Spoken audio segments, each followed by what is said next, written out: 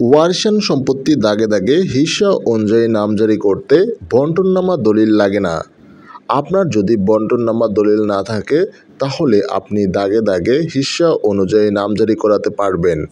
কিন্তু আপনি এককভাবে ওয়ারিশ সম্পত্তি নামজারি করাতে চাইলে অবশ্যই আপনাকে বন্টননামা দলিল থাকতে হবে। তা না হলে আপনি নামজারি করাতে পারবেন না। আরেকটা বিষয় অনেক জায়গাতে দেখা যায়, ওয়ারিশ সম্পত্তি বন্টননামা দলিল ছাড়া নামজারি করতে দিতে চায় না এসিলেন কর্মকর্তা। এর ফলে আপনি অনেক হয়রানির শিকার হন।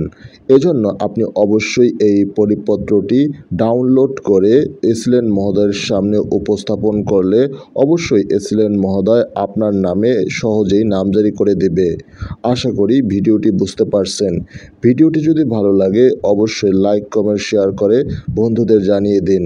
এছাড়া ভূমি সংক্রান্ত সকল আপডেট তথ্য পেতে বেল আইকন বাজিয়ে রাখুন। আসসালামু আলাইকুম।